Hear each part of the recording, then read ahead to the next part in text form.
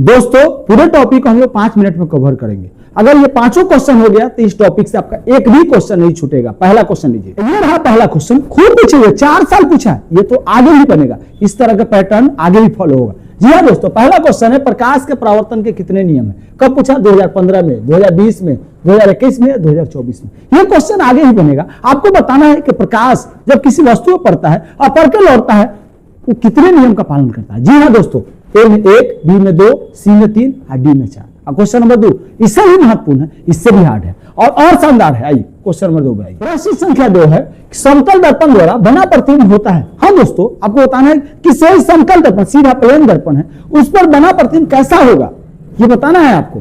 कब पूछा? 2015 में, 2016 में, 2023 में, 2024 में। हाँ, ये आपका 2 अंक कटवा सकता है अगर जवाब नहीं दिए तो। ए में वास्तविक, बी में काल्पनिक, सी में ए और बी दोनों, डी में से कोई नहीं। अब क्वेश्चन 3 उधर टॉपर वाला क्वेश्चन, वो सबके पास का रोग नहीं। आइए 3 नंबर में, बड़ा महत्वपूर्ण है, ये 2023 से पूछा। एक अभिसारी किरण पुंज समतल दर्पण पर आपतित होती है, परावर्तित किरण पुंज होगा। जी हाँ दोस्तों, इसका जवाब सब नहीं दे सकता, इसका जवाब टॉपर देगा। आज नहीं दिया ना तो 2 अंक 31 हो जाएगा, कट जाएगा भैया।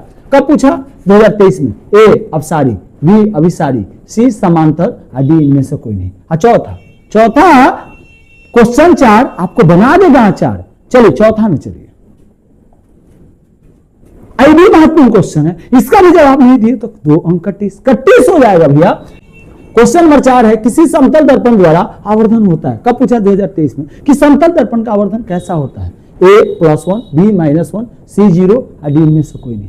अब 5 तो पूरे चैप्टर का सार है, 5 आ गया तो पूरा चैप्टर आ गया। ये 5 में आइए, 5 बड़ा महत्वपूर्ण है। 2024 में पूछा, एक प्रकाश किरण समतल दर्पण पर लंबवत आपतित होती है, परावर्तन कोण का मान होगा। आपको बता रहा है कि अगर कोई प्रकाश किरण सीधा पड़ेगा तो कितना डिग्री कोण पर रिटर्न होगा, आपको मान बताना है। ए में 135, बी में 90, सी में 45 और डी में 0। और हमें पूर्ण उम्मीद है कि आपने पांचों क्वेश्चन का जवाब दे दिया होगा। अरे नहीं दिया तो दे दिए भैया, तब ना स्टार ऑफ द डे बनिएगा।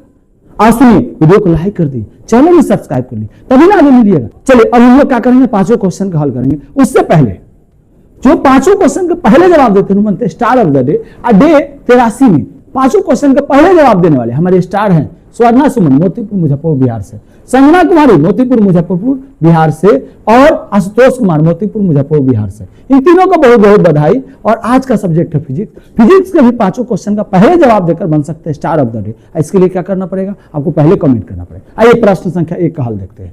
प्रश्न संख्या 1 था कि प्रकाश के परावर्तन के कितने नियम है। तो याद रखिएगा, प्रकाश के परावर्तन के 2 नियम है। जी हाँ, एक आपतन कोण बराबर परावर्तन कोण, दूसरा नियम है आपतित किरण, परावर्तित किरण और अभिलंब तीनों एक ही समतल में होते हैं। जी हाँ दोस्तों, तो कितना नियम? 2 नियम। चलिए प्रश्न संख्या 2 देखिए,